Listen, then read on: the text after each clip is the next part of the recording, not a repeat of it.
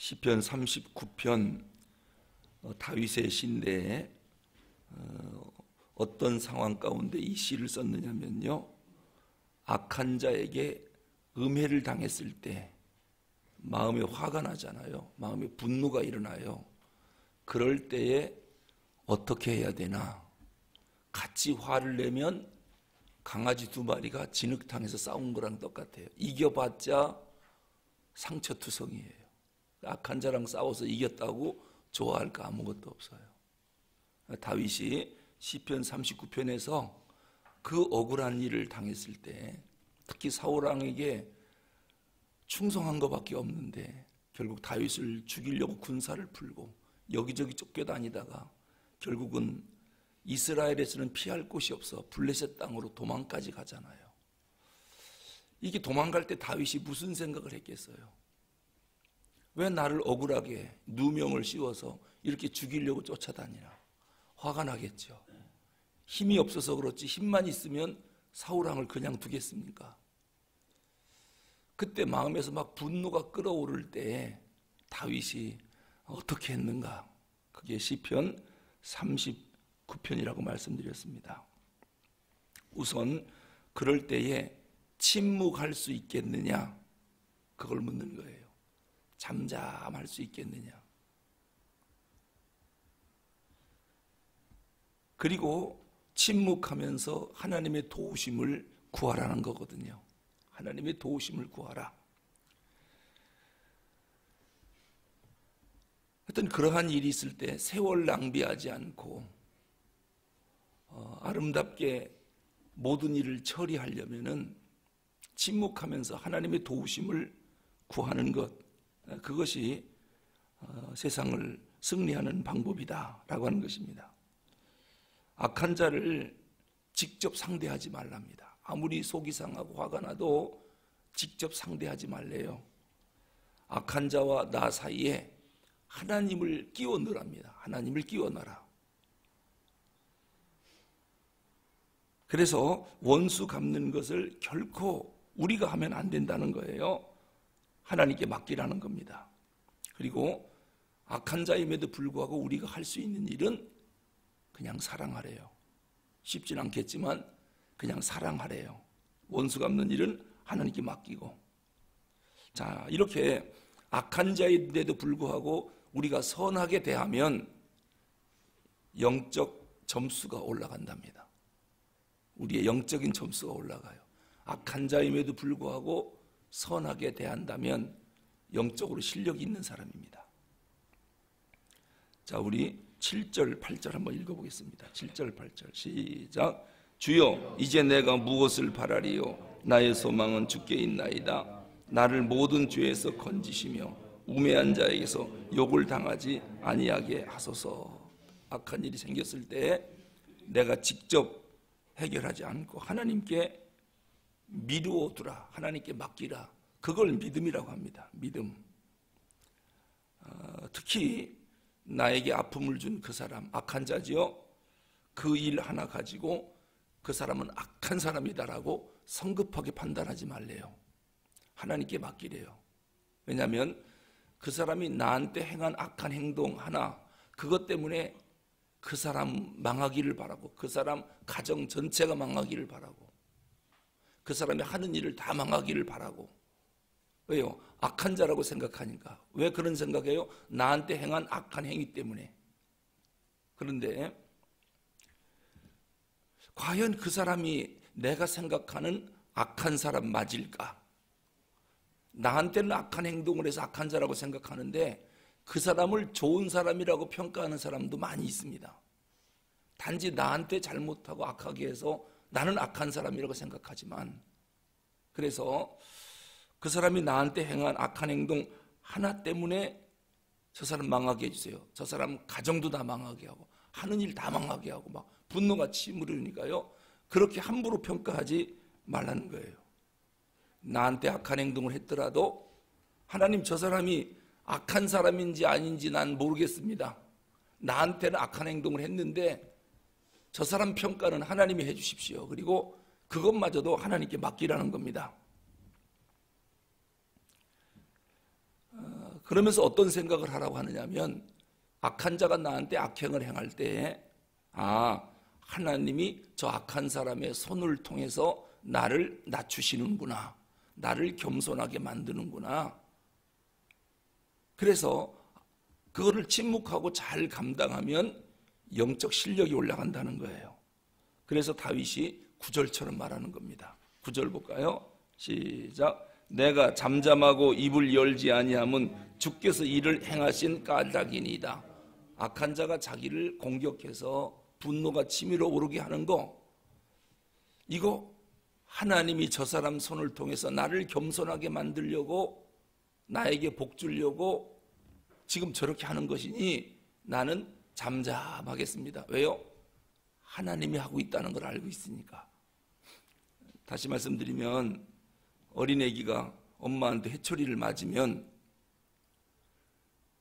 어린애기는 막 해초리를 미워하겠죠. 해초리를 나빠하고. 그런데 사실 엄마 손이 해초리를 때린 거거든요. 그런데 아무것도 모르는 아이들은 막 해초리만 나빠, 해초리만 때리는 거예요. 해초리만. 네가 왜 나 때리냐고. 사실은 엄마가 때린 건데. 자, 악한 자가 나를 공격합니다. 그럼 우리는 악한 자를 막 미워해요. 악한 자하고 싸우려고 그러고. 근데 악한 자를 해초리로 사용하고 있어요. 누가? 하나님이. 그래서 악한 자가 나를 공격하면 하나님, 저 사람을 통해서 나를 징계하시는군요. 나를 용서해 주십시오. 잘못했습니다. 하고 하나님 앞에 잠잠하고, 왜? 하나님이 하셨다고 생각하라 라고 하는 거예요. 그래서 그런 일을 통해서 겸손해지면 믿음의 실력이 올라간다. 그래서 다윗이 사울 왕이 자기를 죽이려고 쫓아다녀도 다윗이 사울을 죽였어요? 안 죽였어요? 안 죽이잖아요. 죽일 기회가 몇 번 왔어도 손 안 대잖아요. 왜요? 다윗은 하나님이 사울을 채찍으로 자기를 때린다고 생각했어요. 그러니까 다윗은 하나님을 상대하지 사울 왕을 상대하지 않아요. 철난 아기는 해초리 맞으면 해초리 상대해요? 엄마를 상대해요? 엄마를 상대하겠죠. 엄마한테 잘못했다고 하는 거죠. 해초리한테 화풀이 해봐야 소용없잖아요. 오늘 다윗이 믿음의 실력자라는 게 그거예요. 사울 왕을 죽일 수 있고 원수 갚을 수 있었지만 사울 왕을 통해서 겸손하게 만드는 하나님을 상대하는 겁니다. 그래서 결국은 악한 자가 나를 바르게 만들어주기 때문에 악한 자한테 욕먹으면서 나한테 덕을 베푸는 사람이에요. 악한 자 때문에 옳은 길로 왔거든요. 회개했거든요. 그래서 나에게 덕을 베푼 사람이 악한 자예요. 다윗이 지금 그렇게 생각하는 겁니다. 내가 하나님 앞에 죄를 졌더니 사울 왕을 통해서 하나님이 나를 이렇게 징계하고 힘들게 하는구나. 하나님 잘못했습니다. 나 용서해 주십시오. 그리고 하나님을 상대합니다. 악한 자는 눈앞에 있어도 안 죽입니다. 왜요? 하나님이 하셨다고 생각하니까.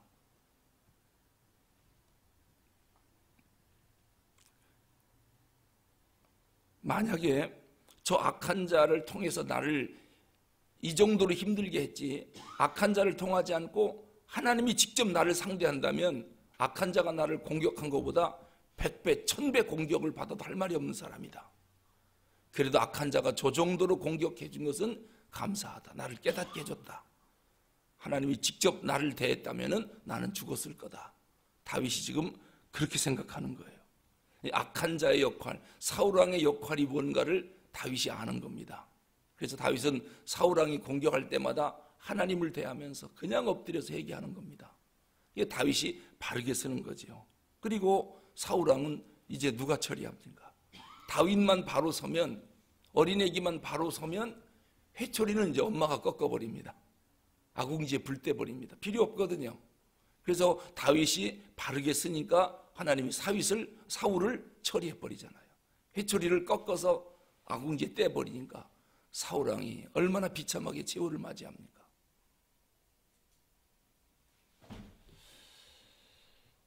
자, 우리 10절을 같이 읽어보겠습니다. 10절 시작. 주의 징벌을 나에게서 옮기소서. 주의 손이 치심으로 내가 쇠망하였나이다.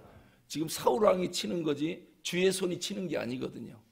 사울왕이 악하게 하는 거지 하나님이 악하게 하는 게 아닌데, 지금 다윗은 주의 징벌이랍니다. 사울왕이 자기를 공격하는 것을 주님이 하시는 일이다. 그러니까 하나님이 이제 깨달았으니, 회개했으니 주의 징벌을 나한테 옮겨주십시오. 이제는 안 때려도 됩니다. 그런 얘기죠. 주의 손이 치심으로 내가 쇠망하였나이다. 하나님이 나를 때렸습니다. 누구를 통해서? 사울을 채찍으로 삼아서 나를 징계했습니다. 그리고 이제 악한 자는 하나님이 어떻게 처리하느냐? 그게 11절입니다. 그럼 악한 자는 그냥 놔두느냐? 철 들으면 어머니가 회초리를 어떻게 처리하는가? 그게 이제 11절에 나옵니다. 이제 사울왕이 어떻게 죽는지 그걸 한번 보는 거지요. 같이 읽습니다. 주께서 죄악을 책망하사 사람을 징계하실 때에 그 영화를 좀먹음같이 소멸하게 하시니 참으로 인생이란 모두 헛될 뿐이니이다.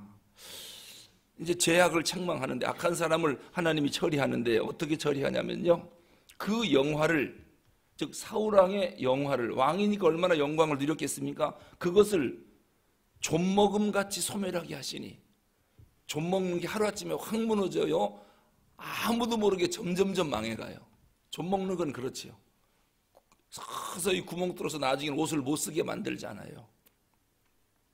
하나님이 악한 자를 왜 그렇게 할까? 서서히 좀 먹게 만들까?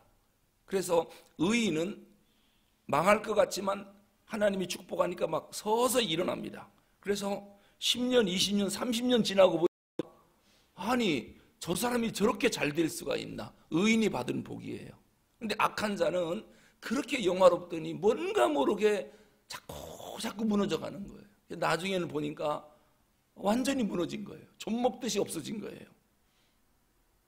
이게 하나님의 심판입니다. 자, 그러면은 하나님께서 왜 한꺼번에 악한 자의 머리를 그냥 탁 쳐서 없애버리지 않고 옷이 좀 먹듯이 자기도 모르는 사이에 점점점 쇠약하게 만들어서 없어지게 만들까? 그렇게 하시는 이유는요, 두 가지 이유가 있겠죠. 하나는 악한 자도 회개할 기회를 주시는 거예요. 참 은혜로운 하나님이시죠.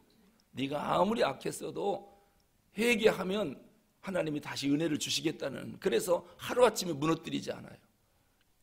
조금 좀 먹게 하기 때문에 이 악한 자가 지혜롭다면 빨리 깨닫겠죠. 요즘 뭐가 좀 문제가 생겼다. 그러면은 비록 악한 자이지만 하나님 앞에 엎드리면 그 사람도 은혜를 받겠는데, 악한 자는 그렇게 뉘우칠 줄을 몰라요.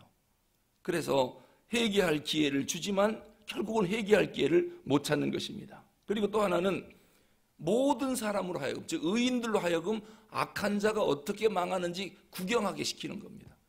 한 번에 싹 망하게 하면 구경 못 하잖아요. 서서히 무너져가는 모습을 보게 하는 겁니다. 그래서 악한 자가 점점점 쇠약해지고 망해가는 모습을 보는 거, 이것이 하나님이 살아계시다라고 하는 교훈이에요. 그러니까 악한 자가 잘 되는 거에 대해서 우리는 부러워할 필요가 없습니다. 악한 자는 결국 끝내는 하나님이 심판해서 무너지게 돼 있습니다. 여러분, 악을 행하는 사람이 끝까지 잘 되는 거 봤나요? 하나님 살아계시기 때문에 그렇지 않습니다. 의인이 끝까지 망하는 거 봤나요? 아닙니다. 끝내는 하나님이 복을 주십니다. 이 하나님이 살아계시다라고 하는 교훈입니다. 의인은 다 치료되고 다시 힘을 얻고 일어납니다. 그런데 악한 자는 얼음 녹듯이 자기도 모르게 서서히 녹아가는 모습을 보게 되지요. 가졌던 권력 점점점 힘을 잃게 만들어요. 그래서 왕위에서 내려오게 하고 쫓겨나게 하고 사울왕이 끝내는 비참하게 생을 마감하잖아요. 이런 악한 자의 공격이 있을 때 하나님이 나를 지금 악한 자를 통해서 바르게 세우는구나. 그리고 하나님 앞에 회개의 눈물을 흘리면 오히려 마음이 깨끗해지고 하나님께 새로운 능력을 공급받는 계기가 됩니다. 악한 자가 우리를 공격할 때 우리는 악한 자를 어떻게 대해야 되는가? 다윗이 사울왕의 공격을 받고 어떻게 대해서 하나님께 인정을 받았는지 39편에 기록을 해놓은 것입니다. 기도하겠습니다.